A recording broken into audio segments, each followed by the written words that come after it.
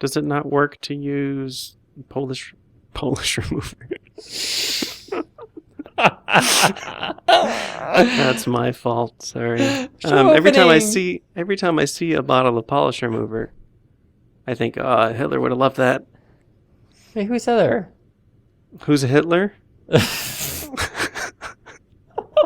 No, did you not? I meant to say, who's Heather? Oh. I didn't say Heather. So wait, who did you say? So we're clear on who Hitler is?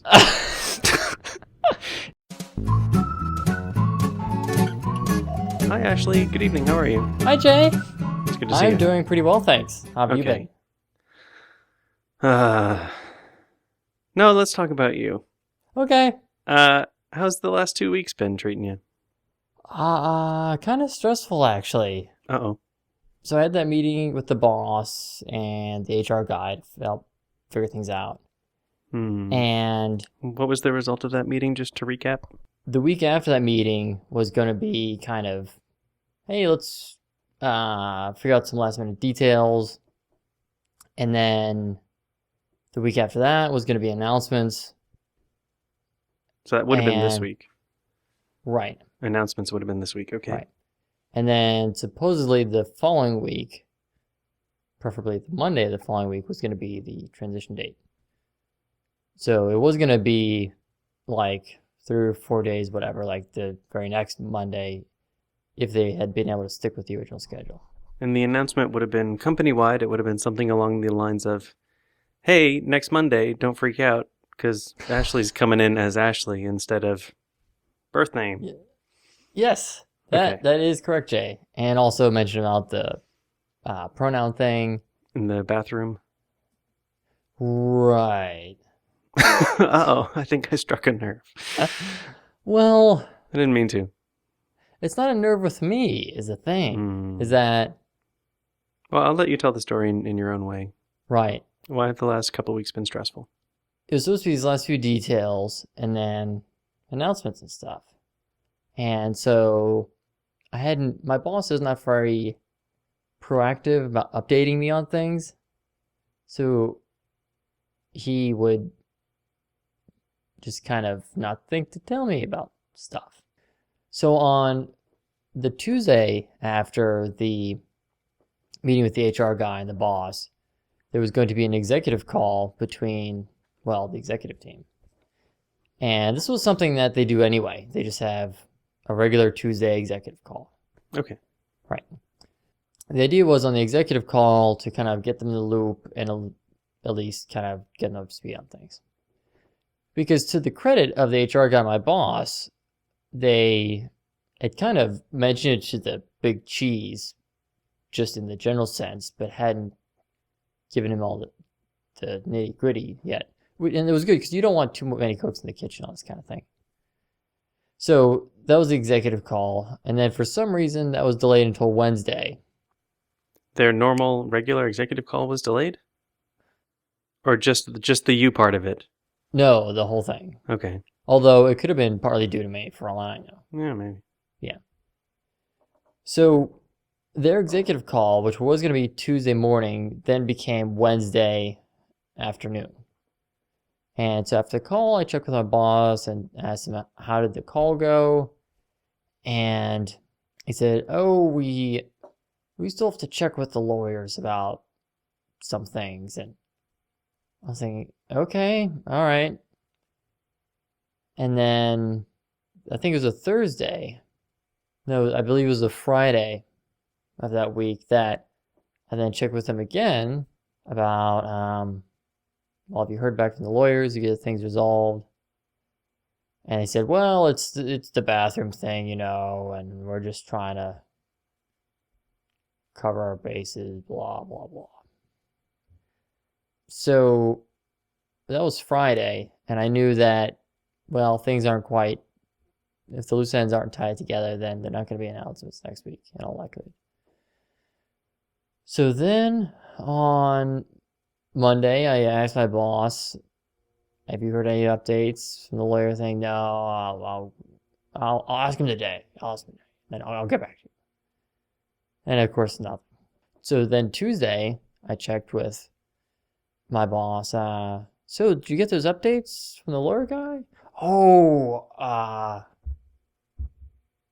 yeah, you know what? Yeah, we think we've got that worked out, and we'll set up a meeting, maybe tomorrow afternoon with you, me, and the HR guy, and we'll work that out. I was like, okay, hey, that sounds great. And the next day comes around, and I knew it was gonna be an afternoon meeting. I didn't know exactly when. So then we go through the morning and lunch, and it's sort of an early afternoon. And I kind of check with my boss. Do we have that meeting? Oh no, let's get pushed back till tomorrow. Yeah. Till tomorrow. Mm-hmm. Yeah. So the meeting with the HR guy and such that was gonna be yesterday afternoon is pushed to this morning at 10. At the end of the day yesterday, as my boss was heading out, I kind of walked with him to the elevators and said, "So we having that meeting tomorrow morning then?" And he said, "Oh yeah, I'll send out the meeting invite as soon as I get home." Okay. Was that a strategic walk to the elevator, or was it just happenstance? I just was wondering if you had planned your Oh no, I just exit time around. I when he wanted to give exits. him the benefit of the doubt that he Mhm. said he'd give me an update by the end of the day. Yeah. And so the end of the day could be flexible depending on when I leave the office, when Mhm. he leaves the office. So I wanted to give him every last minute. Then when he saw him packing his stuff into his backpack and walking out, I'm like, Okay. all right, I gotta ask this guy what the skippity scoop is. And so I don't normally check my work email when I'm not at work. That's good, lady. But last night I did because I thought, okay, this guy's gonna be sending out the meeting invite. I want to make sure that I can put it on my calendar, leave a big wide open space for it. Mm-hmm. Half an hour before and after. Right, if at all possible, yeah. So it gets to like 10 p.m., 11 p.m. with no meeting invite. I'm like, forget it, I'll just go to bed. So woke up the next morning. I was like, okay, maybe he just didn't get to it and was gonna send in the morning. No meeting invite. So I sent him my manager an email saying, "So are we still on for that 10 o'clock meeting?" Yeah. And then he didn't reply to me, but about 2 minutes later, the meeting invite appears. Yep. Mm-hmm. As if to say, "Oh, totally forgot, dude." Right. And it's not just the two of you. He's got to invite other people. Well, yeah, because it's HR person. me, the HR guy, and my manager. Right. And who knows what the HR person might have had already scheduled. Yeah, so this is at 8:30 a.m. for a 10 a.m. meeting, which admittedly I've seen worse. But at the same time, it could be, it's not a lot of lead time on that. Yeah. So we get into the office and it's like 9:55 and the meeting's actually a few floors down the conference room. So I want to leave enough time to get the elevator. And so I have my notepad tucked under my arm and my Diet Cola in my hand. I'm kind of standing by the door where I know the boss could see me, just so, as if to say, okay, I'm ready. We can walk down whenever you... And he's like, oh, you know what? Turns out the HR guy may have had a dentist appointment this morning. God damn. It's like, yeah, that would have been good to ask him before I'm you... a freaking psychic. Damn it. Yeah. So he's like, well, let me check. And so he calls him up. He's like, oh, turns out his son has a dentist appointment. And I was like, okay. But at the same time, it doesn't exactly help because, suppose he has to take the son to the dentist or whatever. He would be out of the office either way. Yeah, so he calls, and it turns out the guy just got in the office. Okay. So apparently the HR guy said, okay, can you give you 5 minutes? So our 10 o'clock meeting was pushed back to 10:05. So unfortunately, lightning struck the clock tower at 10:04. Just missed it. Great Scott. I know this is heavy. So we got down to the 6th floor where the conference room is, and the HR guy, my manager, and me walk over to the conference room, and the door's closed. And we're thinking, oh, maybe someone scheduled the conference room already. Yeah. And my boss kind of peeks his head in, and then it's like, oh, they've got a meeting. I was like, oh, you should have checked the conference schedule. Anyway. You so almost sounded bitchy for a second. You're making progress. So, so then then the HR guy's like, hey, we just use my office. I'm like, okay, fine. It's like, I just want to have this meeting because our daily stand-up meeting for Agile is at 11 o'clock. Oh, okay. And so I know the clock's running because when the boss sent out the meeting thing about 10 o'clock, he scheduled it for originally 10 to 10:30, but I knew it was not going to be that short. Okay. So I was just glad that it wasn't scheduled for 10:30 to 11 because we had this 11 o'clock other meeting. Sure. So we went to the HR guy's office, and I mean, the whole pretense of this meeting is, all right, let's get the final preparations figured out, and then we should be in good shape. So the HR guy starts off by saying, well, we have kind of an issue to talk through. And then my manager chimes in, oh, and then two other smaller issues. Well, it turns out the two smaller issues were just figuring out the dates. So that was not really issues, but things to be decided upon. Whatever. The announcement date and the transition date? Yes, that's okay. Correct. Yeah. So, I mean, I could see it coming from a mile away. If today was supposed to be the original announcement date. The announcement date was supposed to be sometime this week. Oh, okay. Not necessarily today. In fact, hopefully not today, just so people could have a chance to talk it through with HR and bring you some flowers. Acclimated. Flowers I actually do like flowers a lot. Of course. Yeah. Do you see that they came out with new blue roses? I think I heard that, yeah. Yeah, and not dyed, like genetically blue. I thought those are really cool. Well, they can do the same thing with a cat. I don't want a blue cat. Neither do I, but they're fluorescent or something crazy like that. I want a cat that goes in the dark, though. Like, that'd be awesome.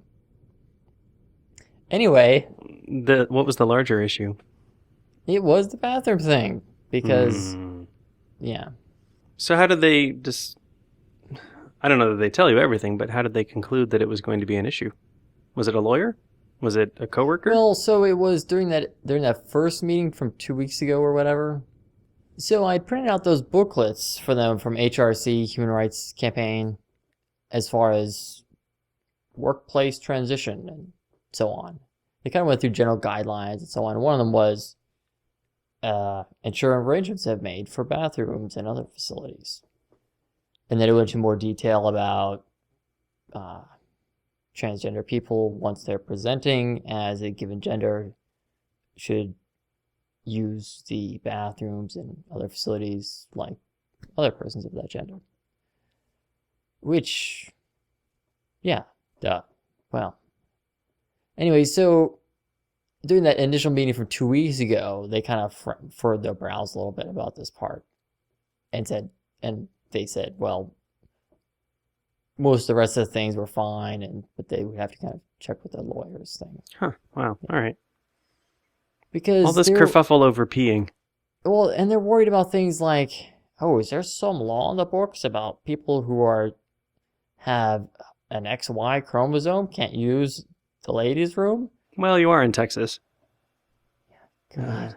I mean, every state has weird laws. I remember learning in college that in New Jersey there was still a law in the books, this would have been 1994, that if two people were having sex, there needed to be 10 toes pointed up and 10 toes pointed down. Which meant that doggy style was right out. And you couldn't fuck people in the ass. They were trying to avoid sodomy. Exactly. Right. So they went looking into this, and they had thought that there may have been something on the books about persons of one gender can't use the bathroom of another gender.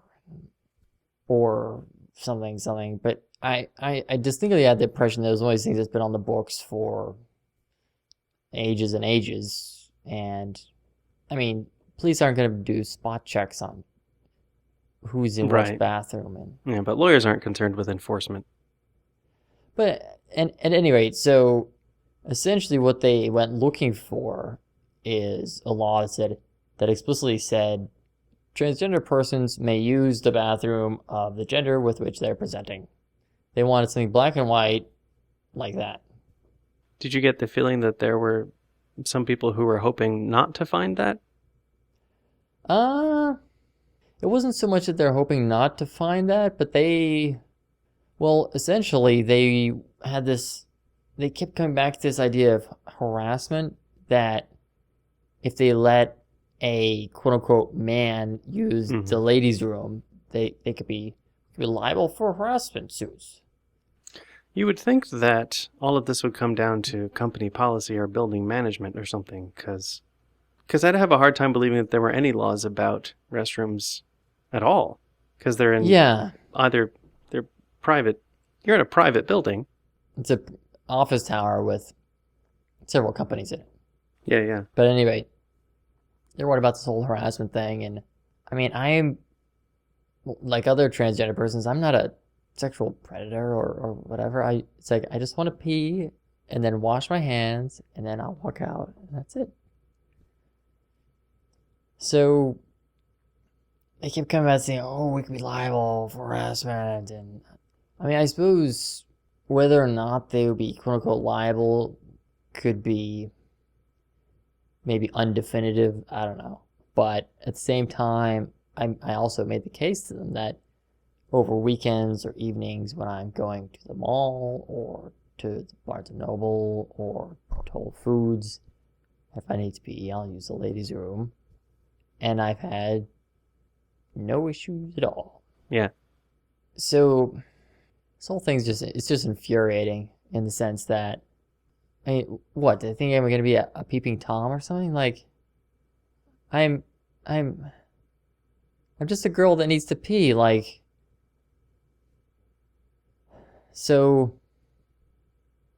I think lawyers maybe have what they consider to be a healthy paranoia and feel the need to double check things, but that at the same time it should be all digitized and it shouldn't take more than a couple of hours to search through all the laws for words like gender and restroom. Well, essentially what it came down to was the lawyer kind of said it's not clear cut either way whether this is allowed or disallowed or whatever. Wow. And so there are various cities and municipalities that have various protections for transgender persons, and it seems like that's sort of the direction things are headed.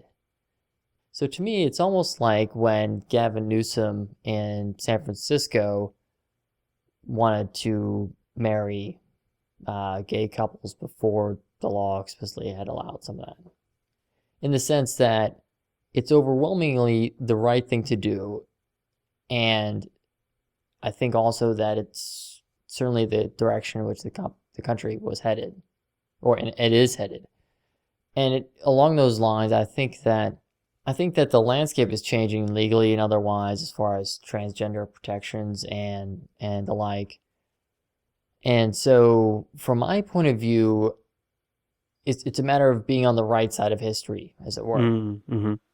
3 or 4 years down the road, when there are explicit things saying you must allow transgender persons to use the restroom corresponding to their gender presentation, just from a point of view of company pride and so on, I can imagine, for example, recruiting other, I don't know, transgender developers and saying, not only do we have a lot of respect for you because of the legal issues and so on, but as well, we've been doing it even before it's legally required of us. We've gone above and beyond to protect your rights.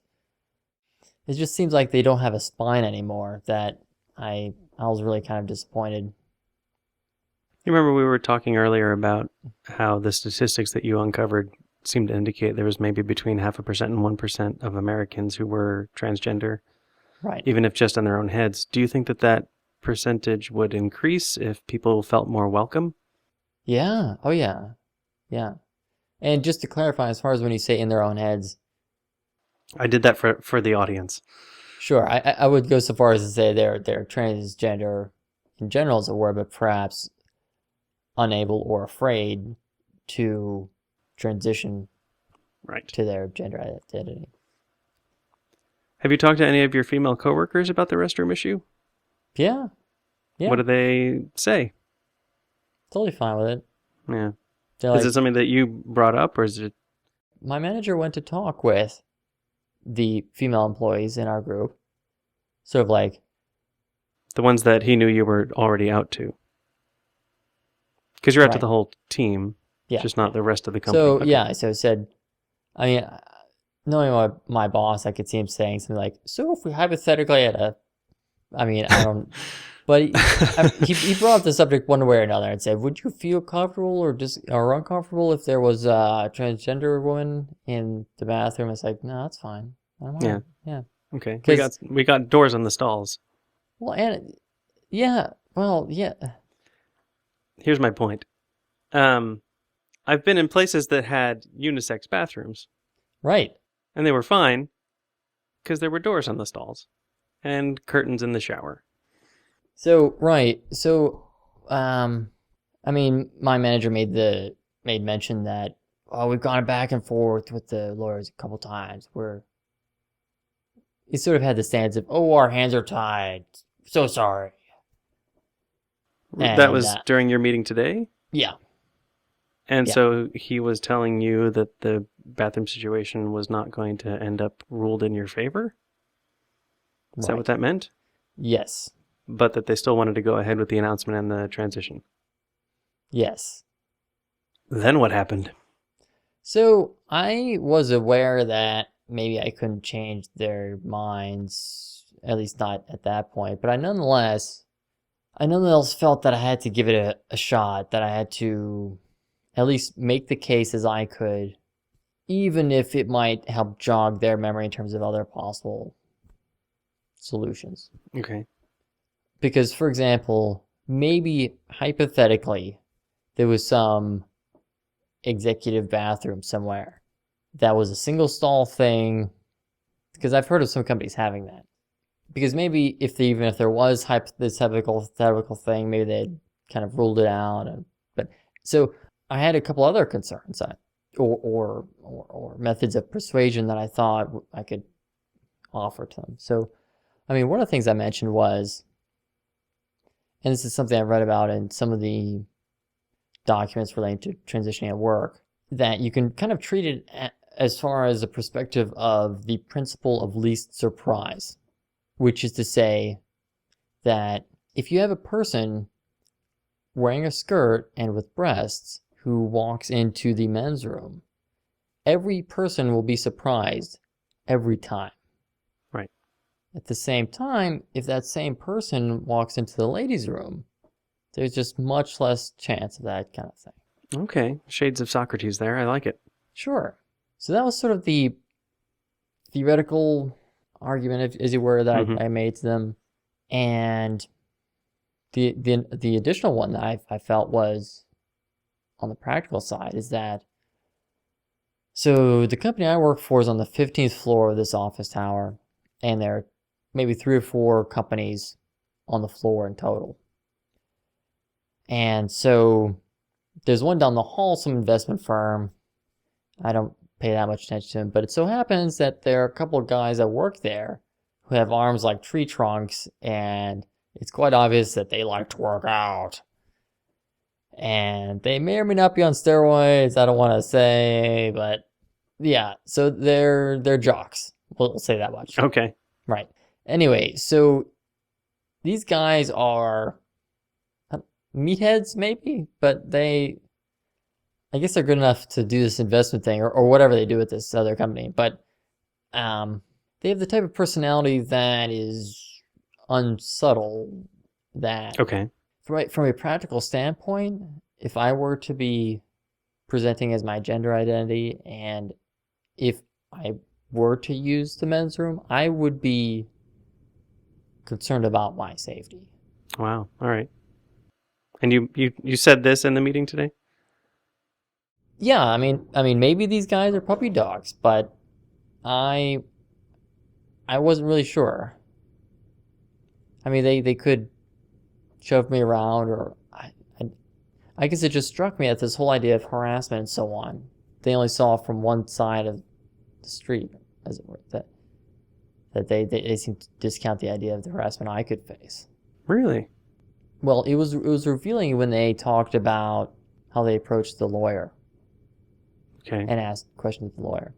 What you would think they would say is something like, "Hello, lawyer person. We have a transgender woman at our office, and she'll be presenting as female, and she's expressed that she would use the ladies' room.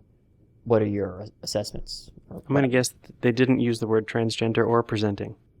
Or she. Mm-hmm. I believe what they said was, they may have used transgender, but they said something like, we have an employee who is transgender, and he has expressed a preference to use the ladies' room. Would it be okay if he would do that? And it's like, no, numbnuts, not he. Yeah. They really played the poker face on this one, my boss and the HR guy, which I can get in that they don't want to waiver or something, but at the same time, it would have really helped if they could have expressed any sympathy. Yeah. If they could have said, we're really sorry, we wish it could have been another way, but the lawyer, blah, blah, blah. Even that would have been still a bad outcome, but it could have gone better. So a lot of what it came down to with them was, oh, well, your legal documents, your driver's license and whatever, and those describe you as male. And so, our hands are tied. I'm so sorry, blah, blah, blah. But during the part in which I was offering my protest, as it were, as I was outlining the reasons in which this would be a very bad idea. The stuff with the mall and the... Right. And the potential harassment from the juice heads down the hallway. And so the HR guy spoke up and said, as if to console me, well, if you get those changed at some point, we can revisit the issue. And he probably doesn't realize, I don't know, that it can be very difficult to get the gender markers on one's documents changed. And it differs, of course, from one state to the next, if only because driver's licenses are administered from one state different from another. And so most states, they have their proper procedures as far as, if you've been seeing a licensed counselor for this duration, you get a certified letter and send in, so-and-so has received appropriate care for gender identity. And then that's typically sufficient kind of thing. But in Texas, there are no formal procedures for changing the gender marker on one's driver's license.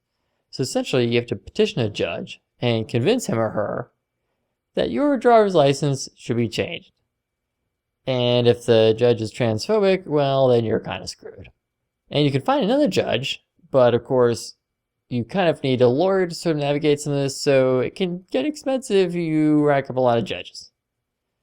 And some of the legal profession are kind of behind the times in terms of thinking that sexual reassignment surgery is what makes someone one gender or another.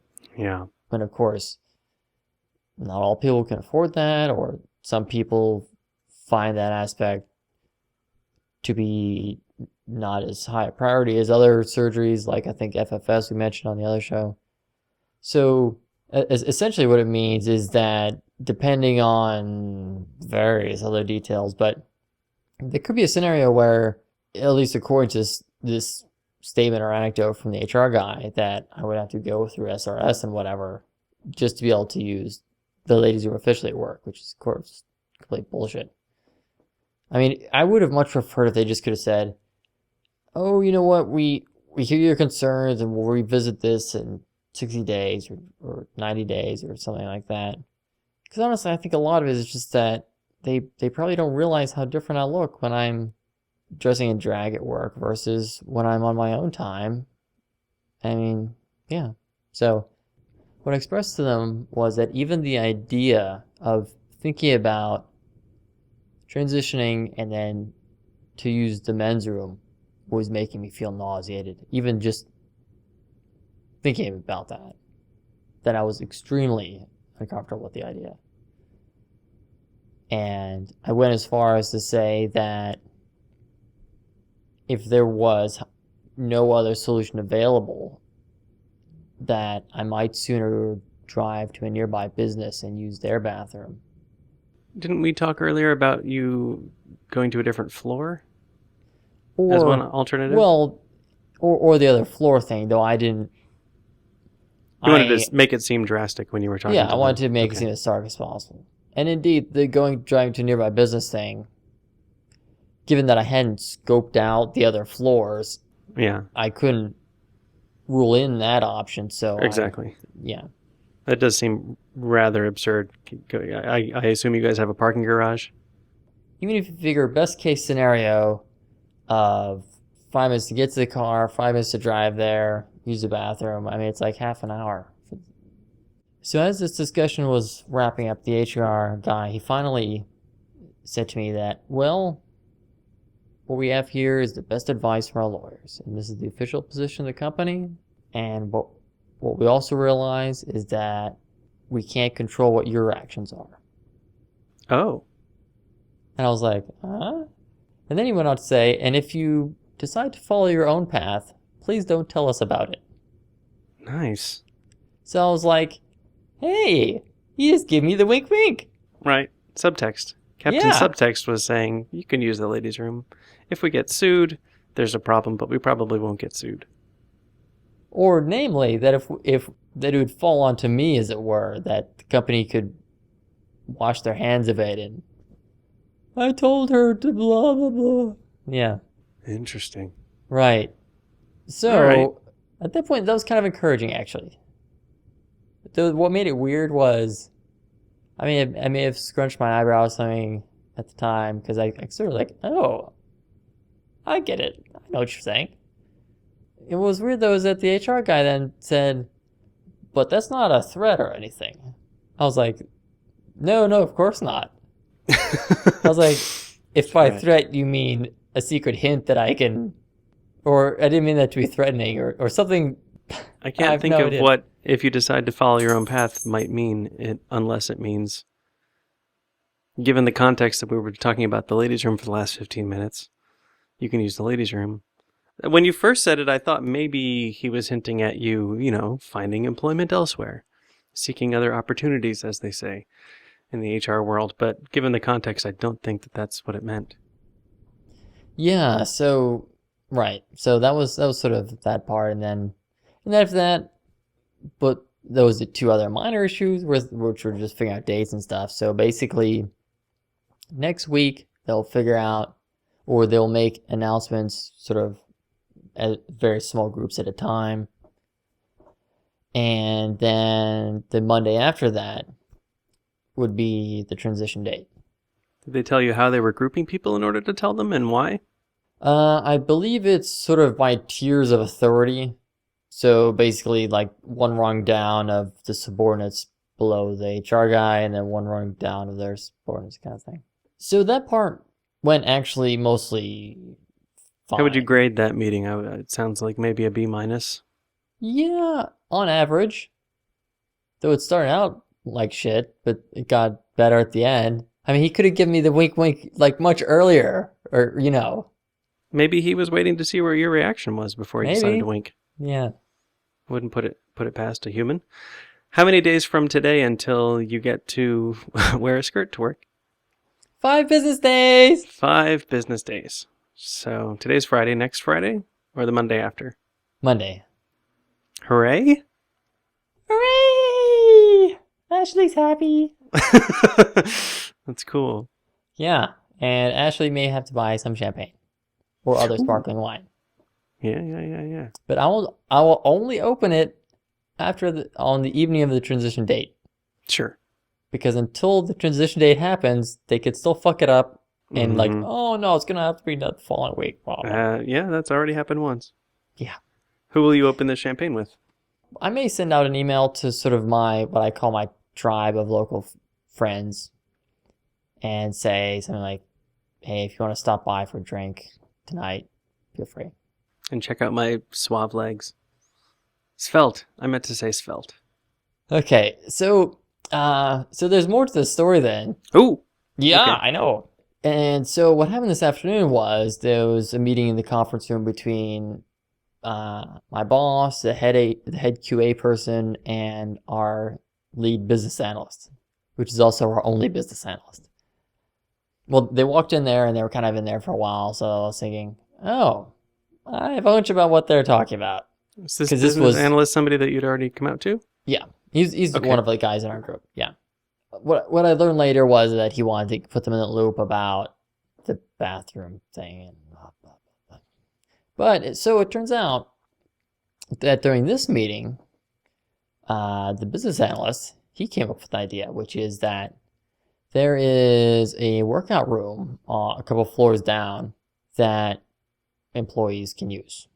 It's not a gym, though? I mean, it's just got a couple different cardio, maybe 5 cardio machines and 4 or 5 different pulling, whatever, Okay. strength exercise thing. And by necessity, it would have to have showers and things nearby. Showers and gendered locker rooms. But so it turns out that this fitness room is open to employees, but not many people know about it. And as well, that it has an access card swipe thing. And all I have to do is fill out a form saying, I waive liability in case I fuck up my back on their blah, blah, blah exercise. Yeah. And then, same day, they'll just update your card credentials. Flip the bit. Yeah, basically. So, because of that small hurdle and just to kind of being not very publicized, not many people use it. And so there's a handful of employees who use it maybe over lunch, maybe a handful sort of after work, to work out. But other than that, it's basically deserted. And he was saying, well, what if Ashley uses the bathroom that's part of the locker room there? I mean, I'm hearing some of the secondhand because I wasn't in this meeting, but my manager then apparently said, that's not a bad idea. And you can feel free to convey that to her, but it has to seem like it didn't come from me or that I have nothing to do with it because they're all. Yeah, and then Jay Frosting put it on the internet. Yeah, but you don't know where I work. So the idea had to sound like it didn't come from your boss. Right. So the QA person, she accesses this meeting and she IMs me, and she's been one of my biggest allies. And she's kind of excited, saying, "Oh, the business analyst guy has this idea," and I thought, "Ooh, that sounds kind of promising." And so she printed out the form for me. I filled it out right then and there. We walked it down to like the building manager, whatever, to like, "Hey, I filled out this liability." And like, "Okay, not a problem. I'll program the thing right now." And so we actually we walked straight from the building management office to hand in the form, right up to the exercise thing so we could test if the card worked, and it worked right away, which is totally surprising because usually bureaucracy is all wiggity whack and not just regular whack. No. So and then we walked in and sure enough it was totally deserted. And so probably that'll be at least my fallback, because certainly other than maybe lunchtime and evenings, it's basically deserted. And even then, if there's like one or two people, well, fuck it. I know we talked about it before, but does going to a locked off area or even to a different floor make you feel sort of separate but equal? Oh yeah, sure. Yeah, I mean, it's all... So that's plan B at this point. Plan A is to follow your own path and not... Plan A is to follow your own path and accept the consequences should there be any, even though you've talked to most of the people so far and they've all been fine with it. I guess there's sort of this one minor eensy bit is just that on the floor, which we work on the 15th floor, there may be 3 or 4 companies there. And so while the announcement will cover our company, the company I work for, there's not really ways of distributing policy to these other companies. And so it's possible that the female employees from those other companies may recognize me and may have remembered when I was in drag at work wearing boy clothes. So what I'll probably do on the first few days is either go down a floor or maybe to this fitness workout area. But I expect probably within the first week or so, I'll just be like, fuck it. I'm just going to pee and yeah. Well, I look forward to finding out what actually happens. So do I. I hope there aren't any more postponements of meetings. Yeah. or No, I announcements. mean, I think that it's... Or skirts. I don't expect there to be any more meetings or postponements at this point. I'm kind of optimistic that there's not much left that they can fuck up. Good. Yeah. Have you picked out a champagne? Is there a standby that you like? I'm kind of leaning toward Veuve Clicquot, but I'm not certain yet. Okay. In the meantime, do you want to teach me something ladylike? Sure. Yeah. Good. I enjoy that part. You do? Really? I really do. Even Is when it- I'm editing it for the third pass, I'm like, oh, this is fun learning about mascara. Is it? Look at how the tip is flexible. No, that's eyeliner. Yay! Yay! You got it. It makes me so happy that a cisgender guy has any appreciation at all for eyeliner. It honestly, because that usually is like, oh, blah, blah, blah, blah, blah. But you're totally, you get it. Go Jay. Once I started taking improv classes, I found that there was a whole lot about the world that I didn't know and that could be useful in scenes, and so I'm sort of more spongified now. But like the SquarePants guy, The what? like the guy who lives under the sea in a pineapple. Yeah, I never saw that show. I didn't either. But in the way that he soaks up things, absolutely. Okay, so yes, girly bits. So I've got two jobbies here, and they are kind of related, and they deal with painting one's nails. What haven't I already learned? So yeah, one job is sort of for beginners, and one job is for beginners or people who just want to be better at painting nails. So the first bit is simple Vaseline, which is just like nothing special here, just totally ordinary. So I saw a YouTube video about the technique I'm about to describe, and I was like, oh, that sounds pretty nifty. Let me get some of the Vaseline. So I go to my local super Target, and I'm thinking, okay, where do I find this? Is it with like the shampoo, or because usually things are sort of grouped by function, Yeah. Mm-hmm. I sort of checked the area with the shampoo stuff. I checked sort of with the skincare aisle and finally I was going through like the baby care section with strollers and baby wipes and whatever. But anyway, it was there. So I guess this has something to do with babies. I'm totally ignorant on that, but what some beginners find when painting their nails is that it can be hard to stay within the lines, as it were. That of course you're painting your nails, but you may paint too high or too low, and then you get it on your cuticle or on the sides and so on. And what I've learned is that if you don't quite have that muscle memory yet, or you're still kind of learning things, you can apply a little bit of Vaseline just sort of around the edges of the nail. So around the top part and then a bit around the bottom piece. And then you can paint your nail, and then it's okay if you miss, because afterward, once the nail is dried, you can then just use a tissue or what have you and remove the Vaseline, and of course it just comes right off. Isn't there something about the non-nail part of your finger that makes it relatively easy to get the polish off if you missed? Or is that kind of a hassle? The non-nail part of your finger, basically skin and cuticle and so on, there is sort of a trick there, but essentially, if supposing you paint your nails in the evening, then by the next morning, assuming if you have showers in the morning rather than the night before or whatever, but in the next morning during the shower, you can, under some hot water, you can usually rub the bits and it will come off. It will come off from where you've overpainted. And so that's actually quite handy in itself. But you would recommend pre-production instead of post-production? Well, actually, just in the sense that if you're really unsure about how far out the lines you're going to paint or what have you, or if you just want the extra layer of safety or whatever, then you can use this. Or for that matter, suppose that you have some fancy dinner or something and you're painting your nails earlier that afternoon. So you wouldn't have the chance to have a shower necessarily in between, and so that's what Vaseline can be handy for. Cool. And you may be wondering then, okay, how do I apply this Vaseline without getting it everywhere? And you can use orange sticks for that. A what? I know. So I don't know why they're called orange sticks, but they're just little sticks of wood, and they come in a little package like this.